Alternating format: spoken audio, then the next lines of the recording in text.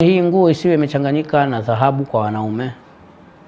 Kwa mwanamke inaswihi, lakini kwa mwanamume isiwe ni dhahabu au imechanganyika na dhahabu.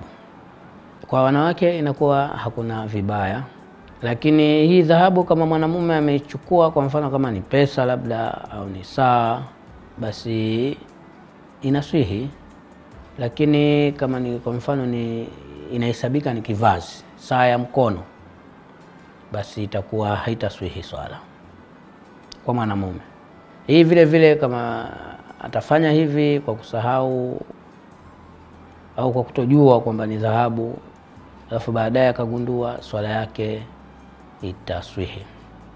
Na hii dhahabu inaendelea uharamu wake hata nje ya swala kwa mwanamume.